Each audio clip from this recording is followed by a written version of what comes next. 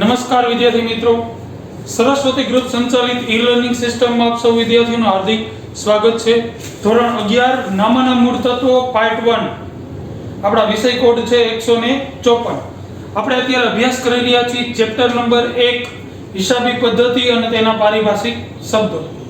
Last લેક્ચરમાં મિત્રો આપણે છે એ બે પ્રશ્નોની ચર્ચા કરી હતી.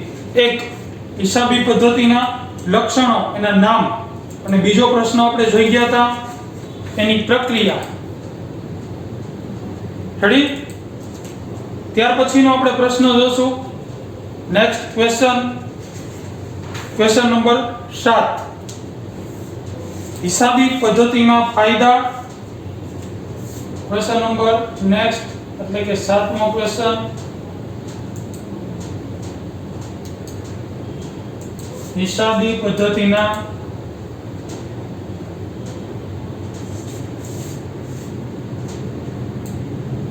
ફાયદા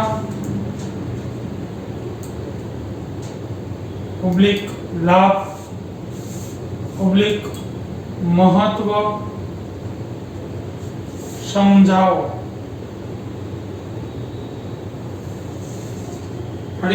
આમાંથી કંઈ પણ પૂછાય તો આપણે આ જ પ્રશ્ન લખવાનો રહેશે. લાભ પૂછાય, ફાયદા પૂછાય કે મહત્વ પૂછાય, બરાબર? જવાબ સ્વરૂપે આન્સર. બરાબર? આપણા નિયમો મુજબ આપણે મુદ્દાઓ યાદ રાખવા માટે છે આપણે સૂત્રનો ઉપયોગ કરીએ છીએ. પાછી સૂચના આપી દઉં કે જવાબ જે તમે પ્રશ્ન લખો છો પરીક્ષામાં, પેપર લખો છો, ત્યાં કઈ સૂત્રનો ઉપયોગ થવો જોઈએ નહીં. બરાબર? તો આ માટેનું છે એના ફાયદા, લાભ કે મહત્વ યાદ રાખવા માટેનું સૂત્ર છે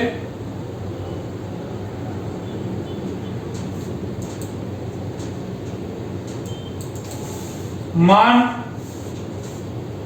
આંખ મુનિ. માન આંખ મુનિ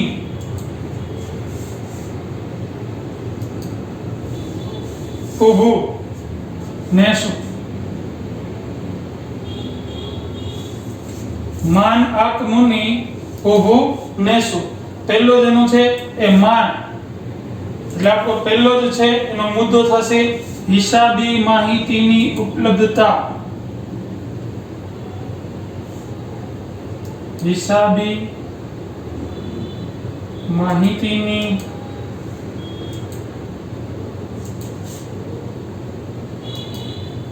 ઉપલબ્ધતા. આપણો પહેલો મુદ્દો રહેશે. હવે આને આપણે છે વ્યવસ્થિત સમજીએ. હિસાબી માહિતીની ઉપલબ્ધતા. હવે ઉપલબ્ધતા, હિસાબી માહિતી તો ધંધાના માલિક દ્વારા છે જે હિસાબો તૈયાર કરવામાં આવે છે.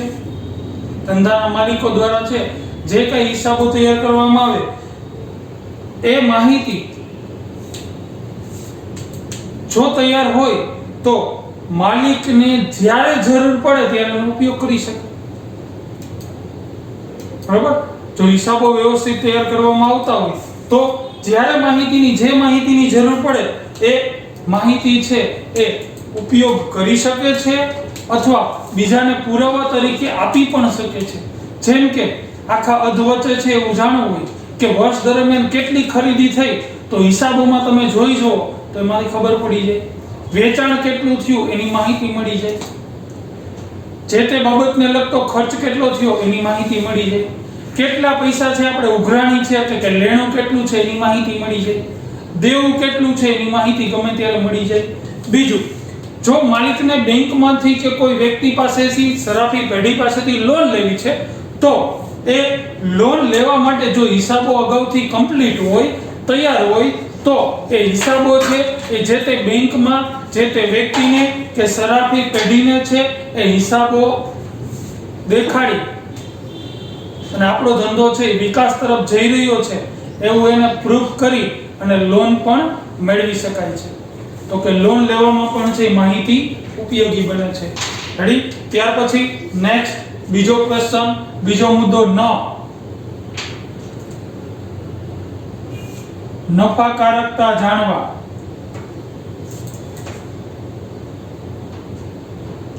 હવે નફાકારકતા એટલે તો કે ધંધાનો નફો અને ખોટ. બરાબર. માહિતી જો તમે છે એ હિસાબો તૈયાર કરતા હોય તો ધંધામાં કેટલો લાભ થયો કે કેટલું નુકસાન થયું તે અંગેની માહિતી હિસાબી માહિતી પરથી સરળતાથી મેળવી શકાય. પણ ક્યારે? જો તમે હિસાબો વ્યવસ્થિત તૈયાર કરતા હોય તો. જ્યારે ત્યારે છે એ અધવચ્ચે કે વર્ષ પૂરું થાય ત્યારે તમને છે ધંધામાં નફો થયો કે ખોટ થઈ એ તમને સરળતાથી છે જાણવા મળે છે. રેડી? ત્યાર પછીનો મુદ્દો આ આર્થિક સ્થિતિ જાણવા. આર્થિક સ્થિતિ જાણવા. હવે આપણે જોઈ ગયા નફાકારકતા. નફાકારકતા ક્યાંથી જાણી શકાય? તો કે ધંધાનો જે તમે વાર્ષિક હિસાબો તૈયાર કરો ત્યારે ખાતું તૈયાર થાય, નફા નુકસાન ખાતું. એના ઉપરથી તમે છે ધંધાની નફાકારકતા જાણી શકાય, જેમાં એક બાજુ ખર્ચાઓ હોય, બીજી બાજુ આવકો હોય. જ્યારે આર્થિક સ્થિતિ જાણવા માટે તો કે વાર્ષિક હિસાબો વખતે તૈયાર કરવામાં આવતું પાકું સર્વે, જેમાં એક બાજુ મિલકતો હોય, એક બાજુ છે દેવું હોય. રેડી? જો મિલકતો વધુ હોય ને દેવું ઓછું હોય તો ધંધાની પરિસ્થિતિ સારી.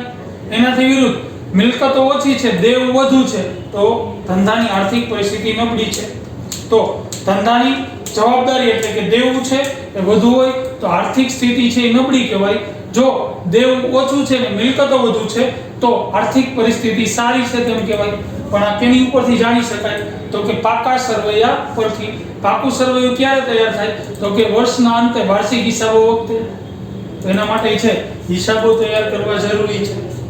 રેડી? ત્યાર પછીનો મુદ્દો ક કરવેરાનું આયોજન કરવા.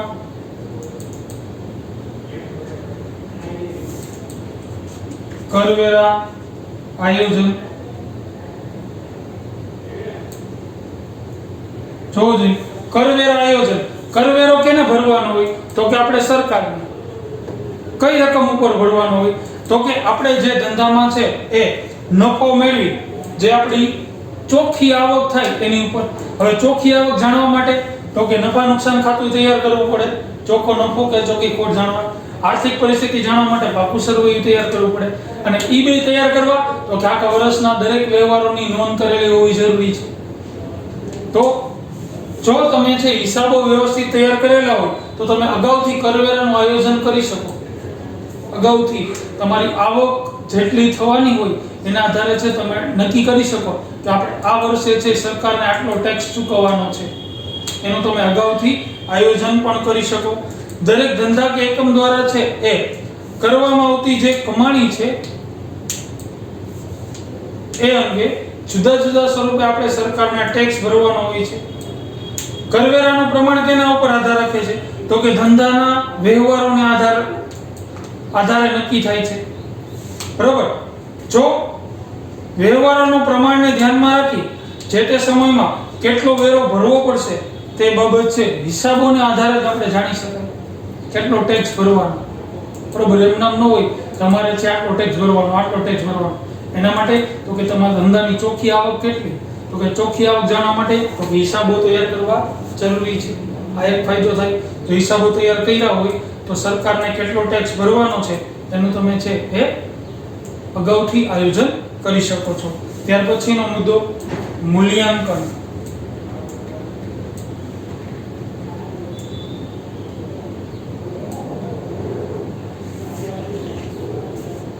અથવા એમ પણ લખી શકાય કે ધંધાનું મૂલ્યાંકન કરવા.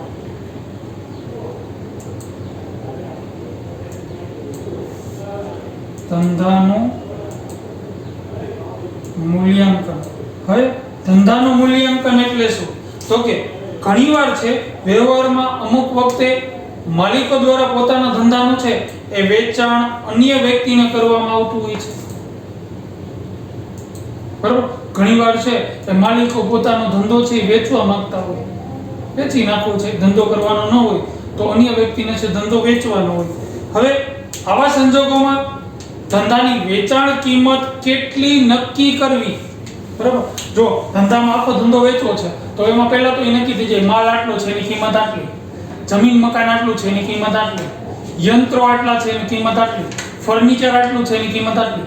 પણ તમારો ધંધો છે જે તમે કાયમી માટે તમે વિકસાવેલો છે એની કિંમત શું? તો એ નક્કી કરવા માટે હિસાબી પદ્ધતિ કઈ રીતે છે ઉપયોગી મદદરૂપ થાય? તો કે ધંધો છે કેટલો નફો કમાય છે દર વર્ષે, દર મહિને કેટલો નફો કમાય છે, ધંધાની આર્થિક પરિસ્થિતિ કેવી છે, બરોબર?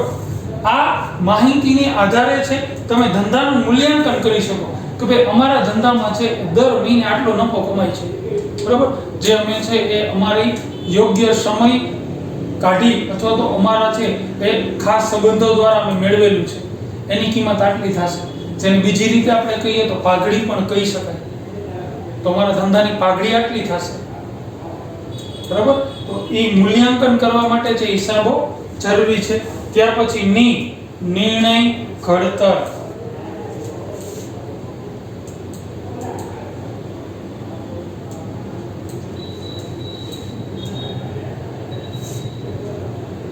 નિર્ણય ઘડતર.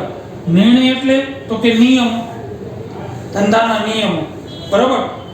ધંધાના છે જુદા જુદા સ્વરૂપો છે, જેમ કે એકાંકી માલિકી, ભાગીદારી પેઢી, કંપની વગેરે છે પોતાના હિસાબો છે તૈયાર કરતા હોય છે. દરેક ધંધાકીય એકમ પોતાની રીતના. ખાસ કરીને કંપનીના એક હિસાબો છે, હિસાબોનો ઉપયોગ જે કંપની હિસાબો તૈયાર કરે છે એનો ઉપયોગ છે જુદા જુદા અનેક પક્ષકારો કરતા હોય છે, જેવા કે લેણદારો, દેવાદારો, શેર હોલ્ડર્સ, ભવિષ્યના શેર હોલ્ડર્સ, વિદેશી રોકાણકારો, મજૂરો, કર્મચારીઓ, સંચાલકો, ટ્રસ્ટીઓ, સુપરવાઇઝરો વગેરે પોતાના અંગેના નિર્ણયો લેતા હોય છે, બરાબર? સંચાલકો શું નિર્ણય લે? તો કે આપણે જે ધંધામાં સંચાલન કર્યું છે એના કારણે ધંધાનો વિકાસ થયો કે ધંધો છે એ નીચે આવ્યો. દેવાદારો તો કે આપણે જે વસ્તુનો ઉપયોગ કરીએ છીએ એ નફો કરે તો વસ્તુની ગુણવત્તા સુધરશે. લેણદારો તો કે આપણે આ ધંધો છે એ નફો કરે છે તો આપણા પૈસા રિટર્ન થશે. શેર હોલ્ડર્સો તો કે આપણે છે એ કંપનીના જે તે ધંધાના શેર ખરીદવા કે નહીં. ભવિષ્યના જે લાઈવ અત્યારે શેર હોલ્ડર છે એ આપણે કંપનીના શેર રાખવા કે વેચી દેવા એ અંગેનો છે અનેક નિર્ણયો લેતા હોય છે. તો નિર્ણય ઘડતરમાં છે હિસાબી પદ્ધતિ ઉપયોગી થાય છે. હિસાબોને આધારે પોતાના યોગ્ય નિર્ણયો લેતા હોય છે. ત્યાર પછી છે પુરાવા તરીકે 7, મુદ્દા નંબર 7,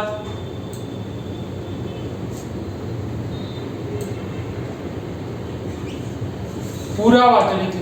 હવે પુરાવો, બરાબર? હિસાબોની રચના છે એ હિસાબી પદ્ધતિના નિયમો અને સિદ્ધાંતોને આધારે થાય.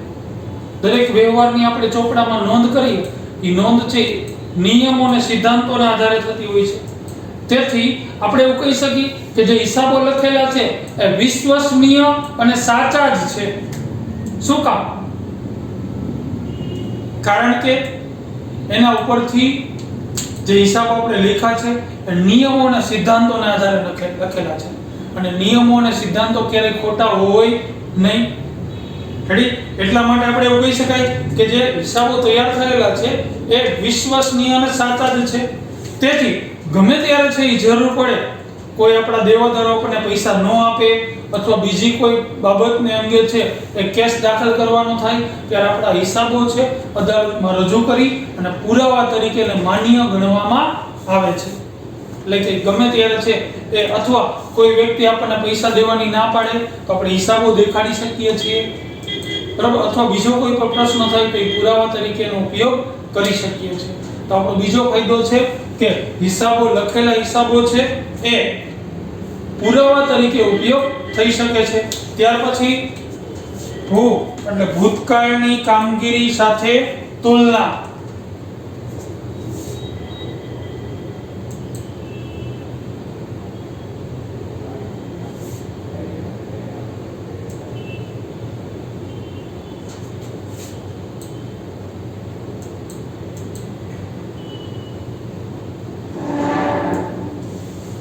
ભૂતકાળની કામગીરી સાથે તુલના.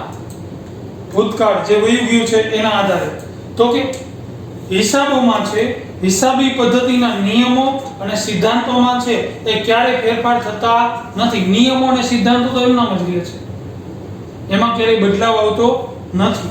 બરોબર. તેથી ધંધાની જે વર્તમાન કામગીરી કે એની નફાકારકતા છે, વર્તમાન કામગીરી કે વર્તમાન જે નફો કે ખોટ છે કે આર્થિક પરિસ્થિતિ છે આપણા ધંધાની અત્યારની હાલની, એની તુલના છે ભૂતકાળની કામગીરી સાથે છે એ કરી અને ધંધો છે એ વિકાસ તરફ જઈ રહ્યો છે કે પડતી તરફ જઈ રહ્યો છે એ અંગેની માહિતી છે એ આપણે પ્રાપ્ત કરી શકીએ. ભૂતકાળની કામગીરી સાથે તુલના, કારણ કે તુલના કરવા માટે એક જ સરખા હિસાબો લખેલા હોય, ક્યારે છે એ હિસાબો લખવા ટાણે છે નિયમો અને સિદ્ધાંતો દર વર્ષે કઈ બદલેલા ન હોય, નિયમો અને સિદ્ધાંતો તો એનો એ જ હોય છે. બરોબર. તેથી કરીને પાછળના જે 5 વર્ષ પહેલાના અથવા ગયા જ વર્ષના જે હિસાબો છે, ધંધાનો નફો કે ખોટ છે, ધંધાની આર્થિક પરિસ્થિતિ છે, એની તુલના આ વર્ષના હિસાબો સાથે કરી અને તમે એવું નક્કી કરી શકો છો કે ગયા વર્ષ કરતા આ વર્ષે છે આપણો ધંધો વિકાસ તરફ ગયો છે કે ગયા વર્ષની સરખામણીએ ધંધો છે એ પડતી તરફ ગયો છે. બરોબર. એ છે એ આપણે માહિતી મેળવી શકીએ છીએ. આ બીજો લાભ છે. ત્યાર પછી 9મો પોઈન્ટ છે નૈતિક અંકુશ.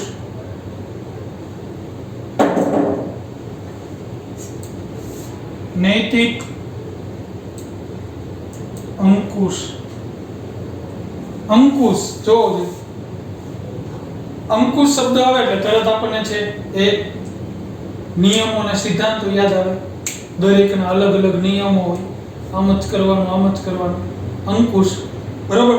તો હિસાબો લખવામાં આવે છે તે પુરાવા તરીકે ઉપયોગી થાય છે. બરોબર. તેથી કર્મચારીઓ દ્વારા છે કોઈ પણ પ્રકારની છેતરપિંડીનો પ્રશ્ન રહેતો નથી. બરોબર. કારણ કે જે હિસાબો તમે લખો છો એ હંમેશા વિશ્વસનીય અને સાચા જ હોય છે. એટલે ક્યારેય ધંધા કે એકમમાં કર્મચારીઓ, હિસાબનીશ, મજૂરો કોઈ પણ પ્રકારની છેતરપિંડી ન કરી શકે, કટકી ન કરી શકે. આપણી ભાષામાં ઘણી બધી કંપનીઓ એવી હોય છે, બરોબર, જે જીવન જરૂરિયાતની વસ્તુઓ બનાવતી હોય. તો જો આવું ન હોય તો શું થાય?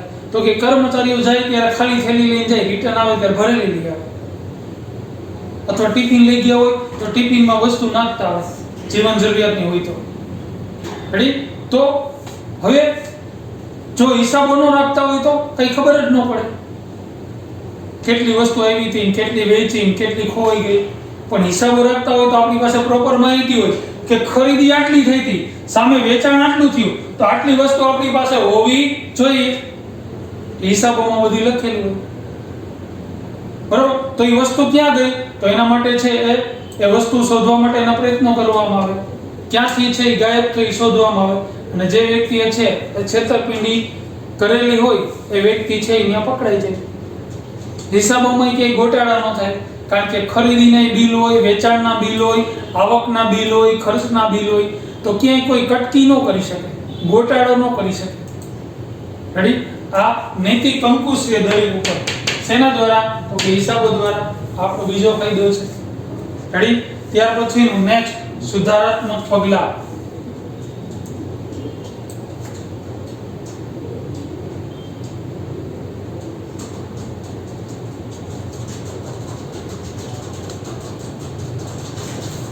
સુધારાત્મક પગલાં. સુધારાત્મક એના નામ ઉપરથી જ એનો અર્થ નીકળી આવે. સુધારાત્મક, સુધારવા અંગેના પગલાં. હવે વ્યવહારમાં ઘણીવાર છે એ ધંધાના માલિકો દ્વારા, સંચાલકો દ્વારા, ટ્રસ્ટીઓ દ્વારા ભૂતકાળમાં છે એ કોઈ એવો નિર્ણય લેવાઈ ગયો હોય કે જેને કારણે ધંધાને નુકસાન થયું હોય. કોઈ પણ નિર્ણય, ઉતાવળો નિર્ણય લેવાઈ ગયો જેને કારણે છે ધંધાએ નુકસાન સહન કરવું પડ્યું. તો હવે આ નિર્ણયોની અસર હિસાબોમાં જોવા મળે. જે નિર્ણય લીધો હોય એના દ્વારા ખોટ ગઈ હોય, ખોટ છે એ ધંધામાં તમારે નફા નુકસાન ખાતામાં દેખાડવી જોઈએ, નફાકારકતામાં. બરોબર? કે આ નિર્ણયને લીધે ખોટ ગઈ. હવે આવા પ્રકારની ભૂલો ફરીથી ન થાય તે અંગેની છે કાળજી રાખવામાં આવે, અથવા એ અંગેના સુધારાત્મક પગલાં લેવામાં આવે. પણ આ ખબર ક્યારે પડે? કે જો તમે હિસાબો તૈયાર કર્યા હોય તો જ તમને ખબર પડે હિસાબો લખતા હોય તો જ ખબર પડે કે તમે જે તે નિર્ણય લીધો હતો એને કારણે નુકસાન ગયું. તો તમે હિસાબો લખેલા હોય તો ખબર પડી જાય કે ભાઈ આપણને આટલું નુકસાન ગયું. હવે તો કે હવે છે એ નુકસાન ન જાય ભવિષ્યમાં, તો એના માટે શું કરવું એ અંગેનો નિર્ણય તમે લઈ શકો છો. પણ આ ખબર ક્યારે પડે કે જો તમે હિસાબો વ્યવસ્થિત લખેલા હોય તો. અને બીજો આવો નિર્ણય છે બીજી વાર ન લેવાય એ અંગે છે એ ધ્યાન રાખવામાં આવે છે. રાઈટ? તો આપણા આટલા ફાયદાઓ હતા. જો તમારે છે એ આ પ્રશ્ન 5 માર્કમાં પૂછાય છે તો તમારે ઓછામાં ઓછા 6 થી 7 ફાયદા, લાભ કે મહત્વ તમારે લખવાના હોય છે. આપણે 10 મુદ્દાઓની ચર્ચા કરી છે, એમાંથી તમે કોઈ પણ 7 મુદ્દાઓ છે એ લખી શકો છો. પણ એવું જરૂરી નથી કે આપણે જે ચર્ચા કરી એ જ હોઈ શકે. તમને એવું લાગતું હોય કે તમે જો ધંધામાં હિસાબો લખતા હોય તો તમને આ લાભ થાય, આ મહત્વ રહેલું છે, તો એ મુદ્દો બનાવીને તમે એને સમજાવી શકો છો ઘણી મૌખિક રીતે. ક્લિયર? તો આ પ્રશ્નો છે એ તમારે 6 લગીન તમે લખેલા હશે. 7મો પ્રશ્ન કરી લખી લેવાનો રહેશે. નીચે સૂત્ર લખવાનું, પછી પહેલો મુદ્દો લખી અને એની સ્લાઇડમાં જે પ્રમાણે પોઈન્ટ વાઇઝ ડિટેલ છે એ સમજાવી દેવાની. પછી બીજો, ત્રીજો, એવી રીતના 10 મુદ્દા લખી અને ડિટેલ જે પ્રમાણે તમને સ્લાઇડમાં આપેલી છે એ તમારે સમજાવી દેવાની અને પ્રશ્નો વ્યવસ્થિત લખી લેવાનો રહેશે. ક્લિયર મિત્રો? તો નેક્સ્ટ લેક્ચરમાં છે આપણે એના ફાયદાઓ જોયા. નેક્સ્ટ લેક્ચરમાં ગેરફાયદા અને મર્યાદાઓ વિશે આપણે ચર્ચા કરીશું. ઓકે મિત્રો, થેન્ક યુ.